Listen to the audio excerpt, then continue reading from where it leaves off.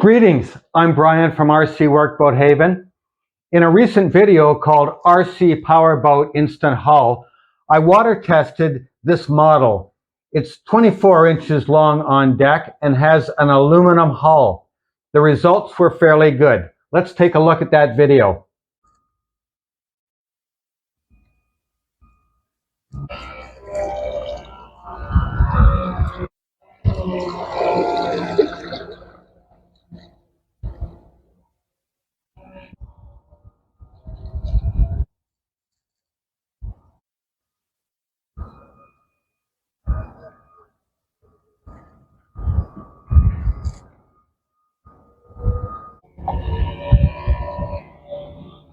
It's an amazingly good performer based on that hull shape that is just a piece of paper folded. This hull shape was developed from a rectangular piece of paper folded into this shape.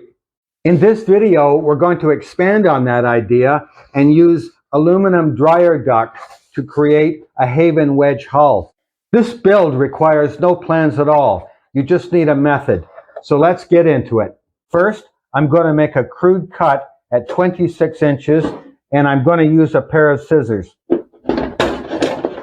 Now the 4-inch duct has a snap lock flange here and here. So use a knife and score the material, and then it will break off just like a piece of glass.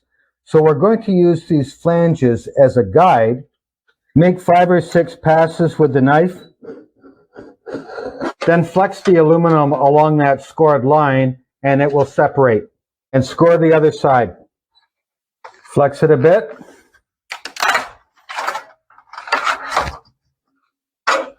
There we go, side 2. And clean it up a bit with a file. Now take your aluminum sheet, place it on a flat surface that the outside is facing up. Line up the good end of the duct, which is always square, and measure in 24 inches. It's a lot easier if you work on a grid. Now place a straight edge at the 24-inch mark. Take the knife, score it about 6 times. And now I'll just clean that up with a file and some sandpaper. Next, get some 100 grit sandpaper and sand the outside and the inside. The width of the panel is 12 1/4 inches, so the center is 6 1/8. Set up a straight edge and make a center line. Use a marker instead of a scriber because we don't want to weaken the metal. We're going to need some strips of wood to reinforce the hull, and a good source is the dollar store, where you can buy a garden trellis. Now this is cedar, and the pieces are about 3/16 thick and about 3/4 inch wide, and it's very light and quite strong. We'll cut 2 pieces that are 9 inches long, and the ends are square. At one end of the sheet, darken up an area and hold the 2 pieces together and place them on the center line and trace around the lower end with a sharp point. Now we have a U-shaped piece that we're going to cut out with a pair of scissors. Make sure the pieces fit through loosely and cut off the end. Next, we're going to take those 9-inch wood strips and we're going to align them with this edge here and the cutout edge. Put a good smear of super glue on the aluminum. Line it up. And I'm just going to put some weights on it.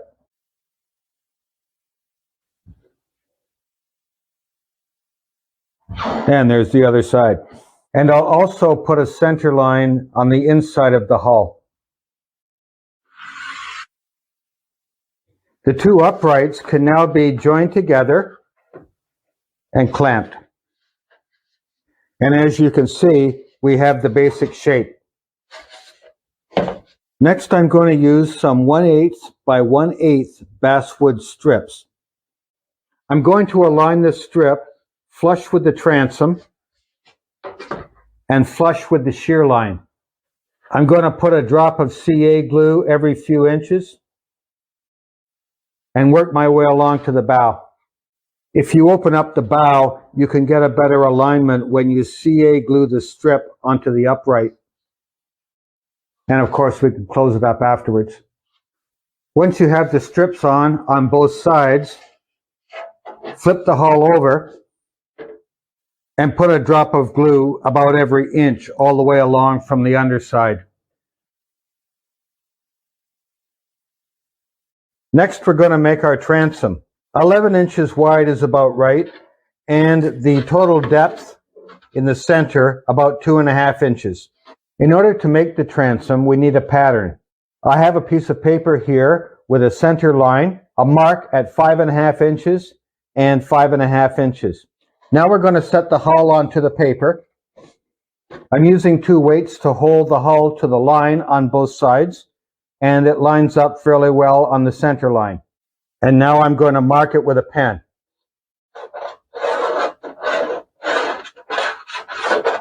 Mark this side port and this side starboard. So even though it might appear to be fairly even, it probably isn't. One side is going to be a little flatter or rounder than the other.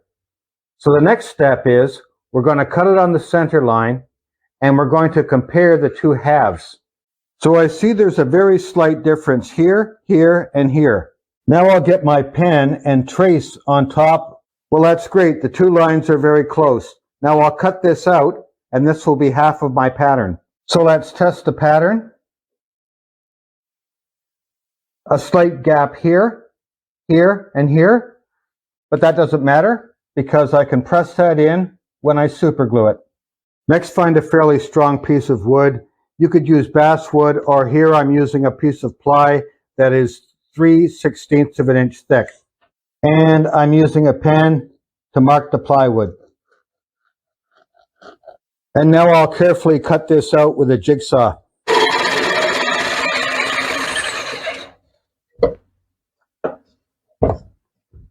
Sand the wood with 80 grit sandpaper until it fits the pattern perfectly. Then with a pen, mark the center line on both sides. I'm going to arrange the wood transom so that 1/16 sticks out beyond the aluminum. And I'm going to get some CA glue, and I'm going to put a drop in the center. Put a drop of CA glue 1 inch apart all the way along until everything is fixed in place. And now flip the hull over and CA glue the transom from the inside.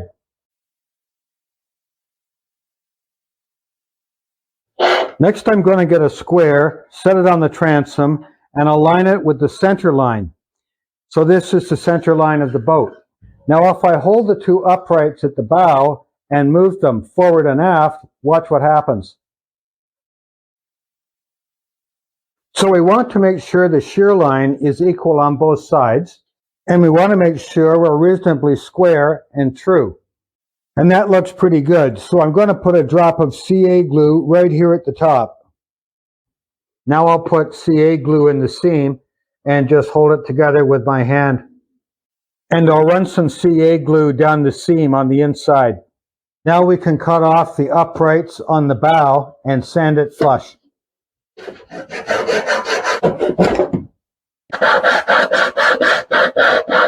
So now we are in perfect alignment and much more rigid. Next, we're going to make a pattern for the deck. I have some poster paper and I've drawn a center line. I'm going to align the hull upside down along that line. Now I'll gently trace the profile of the deck. Now, in order to make an accurate pattern, I'm going to cut this paper in half and compare these two lines on each side and make sure that they are identical.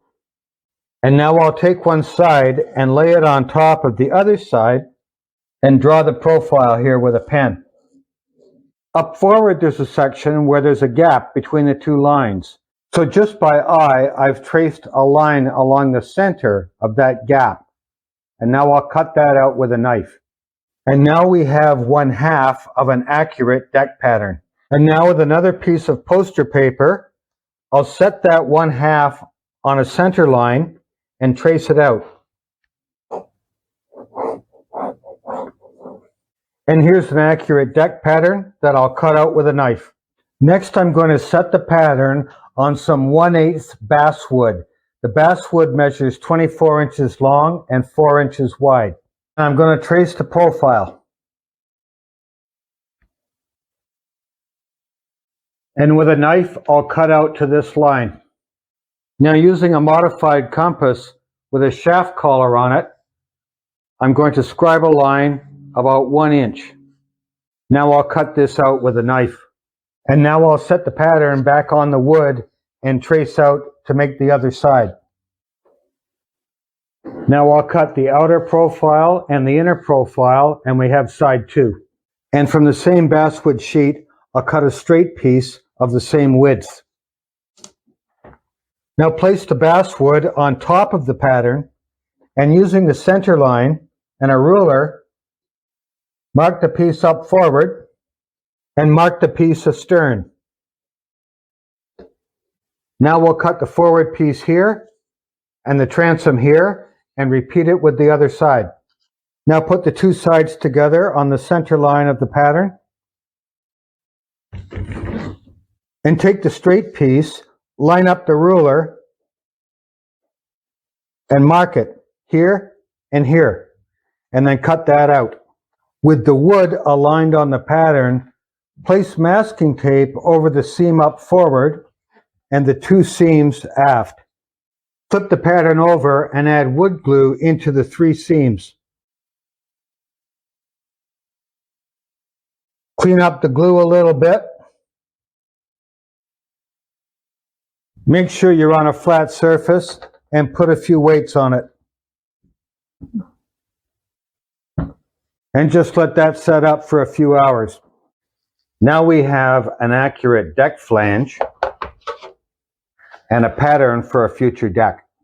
Next, we're going to add 3 longitudinal wood strips along the center of the hull, and this makes it easier to mount fixtures and reinforces the structure. For that job, I'm going to use garden trellis wood, and on the center piece, I've made a mark at the center on the end. I've cut a wedge on the forward end to fit in the shape of the bow. And here, lined up with the center line. Using a marker, I'm going to put a line on each side of this strip. Next, we'll lay in the 2 side pieces, and they are tapered at about 8 inches from the bow. And I'm going to mark the outside edge of each piece. Now, this hull shape has an interesting characteristic, and it might explain why it runs with so little resistance on the water. If I place a fairly straight piece of wood along the keel, it's a straight line. But if I keep my hand at the bottom of the bow, it's a straight line here, here, here, here, here, all the way up. So on this hull build, we're going to put a diagonal strip on each side, and that is exactly a straight line in relation to the hull. We'll also add a small piece up forward. Up forward, I've made a mark on both sides 4 inches back, and on the transom, 1 1/4 inches down on each side from the shear. Now I'm going to set the 2 diagonals in place and mark both sides with a marker. And up forward, 2 smaller diagonals I will also mark. So now we're ready for the final assembly of the hull. We've got our reinforcing strips here, the deck flange here already, and we have lines marked in the hull. Now we're going to tie all these parts together with construction adhesive. This is PL Fast Grab Premium from the local hardware store.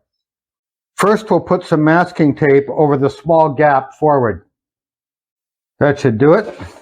We're going to start by running a bead from forward down the center line. Here's the first bead of adhesive. Now we're going to repeat that along the center of the other lines we've drawn. And now the beads look like this. So there's the first strip. They're very easy to press into place because everything is in a straight line. And there we are. No mess at all. And for the 2 strips up forward, I'll put the adhesive on the wood. So up forward, I've put 3 beads, one on the center and one on either side of the vertical pieces. Astern, I've just put a bead all the way around the inside of the transom. And next, we're going to run a bead just under the shear line all the way around the boat.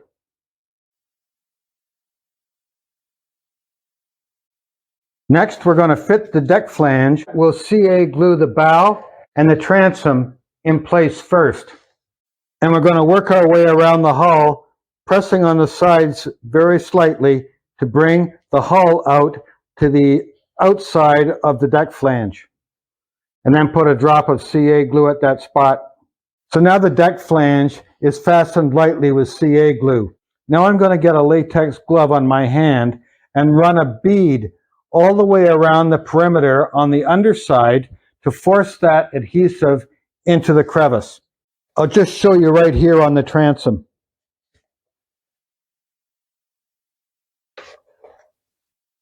And that has been forced right into the angle.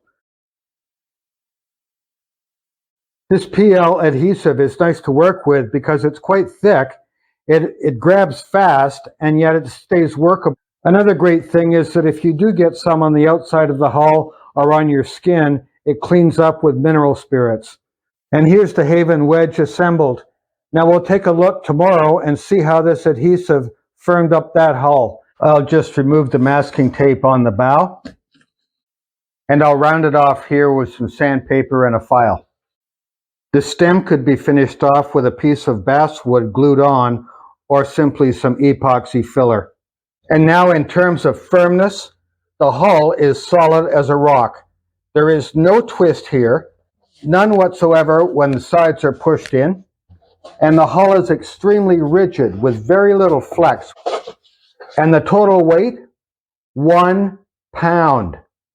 The Haven Wedge water test model with battery and all electronics ready to run weighs 5 pounds. The interior gear on this model is very straightforward. I have an MG996R servo, the standard electronics pod that I use on all my models.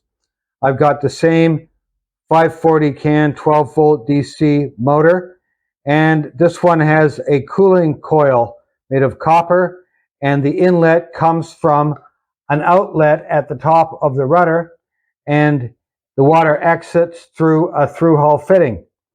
I have an 8.4 volt battery located on the floor far up forward, and I did position the battery to balance the boat, and then I built my crib around it to hold it in position. This aluminum assembly has a water inlet at the bottom, a tube that runs up through the blade and out at the top into the coil, and the water exits through a through-hull fitting. I modified this rudder by adding a piece of basswood on the top and the bottom, basically expanding the overall size and then covering everything with epoxy. This gives me more maneuverability at low speed. I also have a skeg made of 1/8 by 1/4 cold roll steel, and that's epoxied in underneath the shaft tube. This protects the rudder and the prop and also acts as a weed deflector. This metal hull, when it's sanded, can be covered with latex primer sealer and then coated with varathane. This hull can be built without a plan. All the materials are available from the local hardware store and are very inexpensive. There are no toxic resins to mix up and so on, and very little cleanup and mess involved in the construction of this hull. The Haven Wedge Hull has a unique appearance, that's for sure, and the model just feels bigger than 24 inches long. Hopefully this video will give you some ideas on what to build next. Thanks for watching.